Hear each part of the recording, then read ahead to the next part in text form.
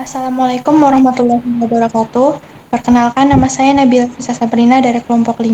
Adapun rekan-rekan saya yaitu Hafifah Nur Hidayah, Ahmad Malik Hasanuddin, dan Ari Hadi Prihandoko. Baiklah, di sini kami akan mempresentasikan kasus kekerasan seksual pada anak di bawah umur 18 tahun.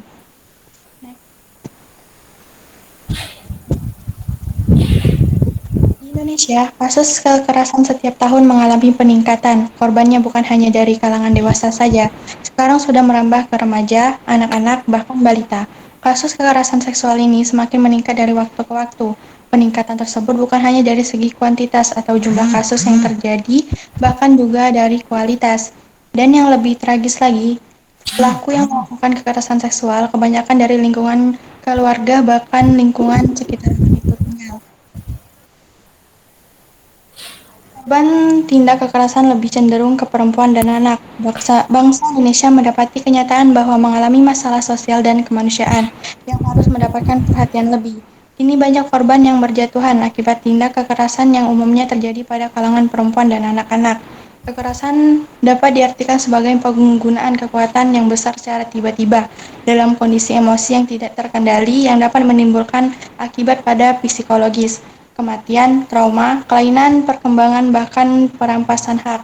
Istilah kekerasan juga dapat berarti sebagai suatu keganasan, kebengisan, kegarangan, penganiayaan, dan pemerkosaan. Tindakan yang dimaksud merujuk pada tindakan yang disengaja maupun tidak disengaja. Adapun pengertian kekerasan seksual, menurut Undang-Undang Nomor 35 Tahun 2014, kekerasan adalah setiap perbuatan terhadap anak yang berakibat timbulnya kesengsaraan atau penderitaan secara fisik, psikis, seksual, atau penelantaraan, termasuk ancaman untuk melakukan perbuatan, pemaksaan, dan perampasan kemerdekaan secara melawan hukum.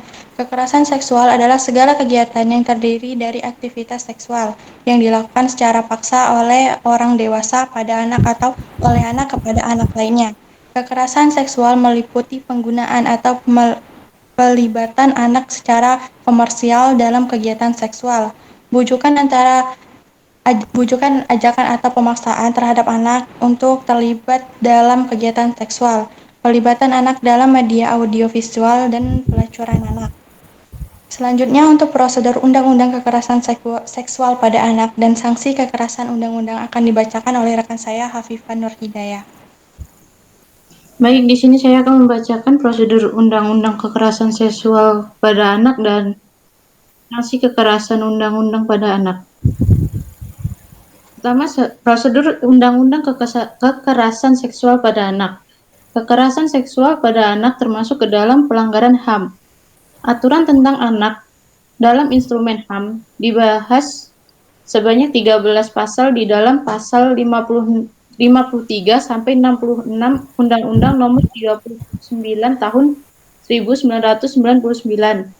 Mengenai kekerasan seksual sendiri diatur di dalam Undang-Undang Nomor 35 Tahun 2014, di mana pada pasal 7C dinyatakan bahwa setiap orang dilarang menempatkan, membiarkan, melakukan, menyuruh, melakukan atau turut serta melakukan kekerasan terhadap anak. Selain beberapa undang-undang di atas, terdapat Undang-Undang Nomor 23 Tahun 2002 Perlindungan Anak yang juga dijadikan sebagai tameng perlindungan terhadap kejadian-kejadian yang mengancam keselamatan anak. Ada juga pasal 76D Undang-Undang Nomor 35 Tahun 2016 yang menyatakan bahwa setiap orang dilarang melakukan ancaman kekerasan atau kekerasan memaksa anak melakukan persetubuhan dengannya atau dengan orang lain. Kekerasan seksual pada anak termasuk ke dalam pelanggaran HAM.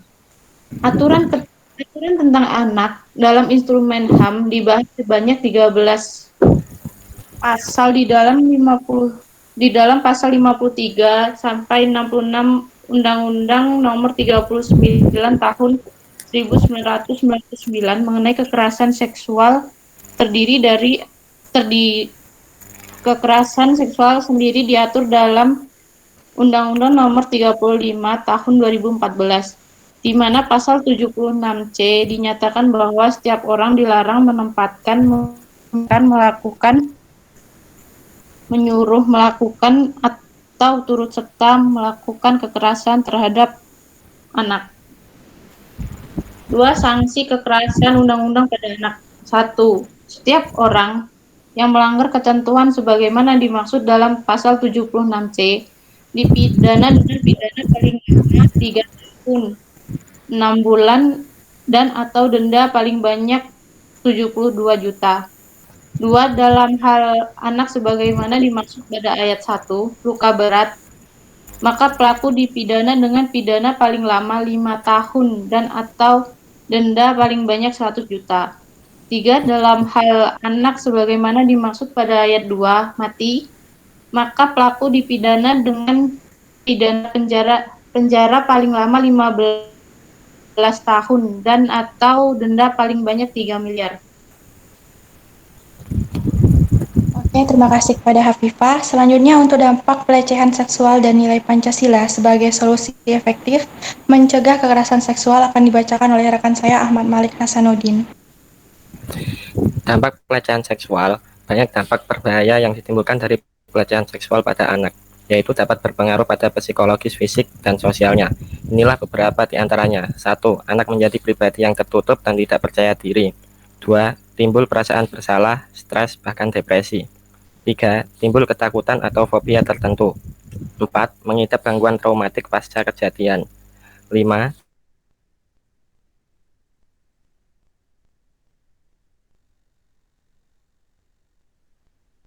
Anak tergantung pada frekuensi dan durasi kekerasan seksual yang telah mereka terima. Semakin sering kekerasan seksual yang diterima oleh anak, maka semakin besar potensi trauma yang dialami anak tersebut. Bahkan anak membutuhkan pemulihan jangka panjang. Nilai Pancasila sebagai solusi efektif mencegah kekerasan pada anak. Dibutuhkan fondasi dasar yang dapat membentengi anak dengan pendidikan agama. Nilai-nilai agama tidak hanya ditanamkan oleh orang tua di rumah, tetapi juga di sekolah dengan memberi pemahaman akan keberadaan Tuhan Yang Maha Esa, dimanapun kita berada, serta adanya konsekuensi dosa terhadap perbuatan tercela yang kita lakukan. Hal ini sejalan dengan nilai Pancasila. Sila pertama yaitu ketuhanan Yang Maha Esa. Butir 1, percaya dan takwa kepada Tuhan Yang Maha Esa, sesuai dengan agama dan kepercayaan masing-masing menurut dasar kemanusiaan yang adil dan beradab. Diperlukan upaya pencegahan sejak dini pada anak dalam melindungi mereka dari seks predators, karena dalam proses pertumbuhannya, anak-anak memiliki hak untuk mendapatkan kehidupan yang layak. Hal ini sebagaimana disebutkan dalam Pancasila kedua yang berbunyi, kemanusiaan yang adil dan beradab. Pada butir kelima menjunjung tinggi nilai kemanusiaan. Salah satu cara yang dapat dilakukan dalam mencegah terjadinya kekerasan seksual pada anak adalah dengan meningkatkan perilaku pengetahuan, sikap, dan tindakan anak-anak tentang kesehatan reproduksi, sehingga mereka mampu untuk menolak terhadap kejadian kekerasan seksual yang dialaminya. Oke, terima kasih kepada Malik. Selanjutnya untuk lanjutan dari nilai Pancasila sebagai solusi efektif mencegah kekerasan seksual dan isu kekerasan seksual beserta solusi akan dibacakan oleh rekan saya Ari Hadi Prihandoko. Fungsi keluarga saat ini juga menjadi tonggak yang sangat penting dalam menyiapkan anak-anak yang bisa bertanggung jawab dengan dirinya dan orang lain sekitarnya. Hal ini sebagaimana nilai dari sila kelima yang berbunyi kemanusiaan yang adil dan beradab butir ke-1. Mengembangkan perbuatan-perbuatan yang luhur yang mencerminkan sikap dan suasana kekeluargaan dan gotong royong. Di antaranya adalah melalui 1. Jadikan orang tua sebagai figur utama. 2. Komunikasi yang efektif antara orang tua dengan anak. 3. Kenali teman bergaul anak. 4. Antisipasi penggunaan gadget. 5. Kenali perubahan pada anak. 6. Ciptakan privasi secukupnya di rumah. Isu kasus pelecehan seksual. Kasus kekerasan pelecehan seksual dilakukan oleh orang dekat yang terjadi di halaman utara di Halmahera Utara, Maluku Utara, dan Banten, memicu kehamilan anak. Para pelaku pun diancam sanksi maksimal 15 tahun penjara.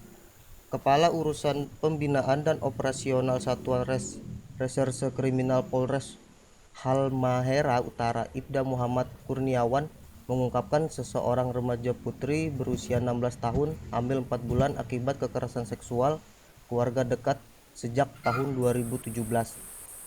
Kasus itu dilaporkan ibu kandung korban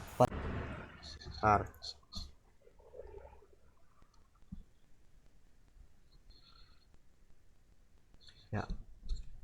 Kasus itu dilaporkan ibu kandung korban pada Jumat. Berdasarkan pengakuan korban, katanya kasus itu dilakukan oleh kakek korban berinisial AB, 64 tahun, sebanyak 2 kali pada 2017. Ayah korban yang berinisial A, 37 tahun, sebanyak 4 kali pada 2020. Dan paman korban berinisial O, 35 tahun, sebanyak 7 kali pada 2020.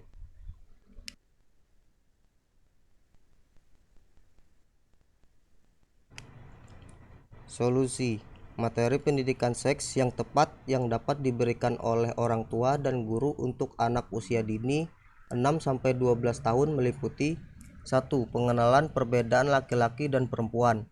2. Perilaku menjaga kebersihan organ reproduksi. 3. Masa pubertas. 4. Upaya mencegah kekerasan seksual. Pendidikan seks sejak dini ini sebagai upaya dalam rangka meminimalkan dampak negatif yang lebih mengkhawatirkan, di mana pada anak laki-laki akan memiliki soft skill untuk menolak ajakan teman untuk melakukan upaya kekerasan atau pelecehan pada anak perempuan. Sedangkan untuk anak perempuan, pendidikan seks akan menanamkan soft skill, keberanian, dan percaya diri untuk menangkal pelecehan seksual dengan cara melawan, berteriak, kemudian lari menuju pada orang tua atau orang lain yang dikenal.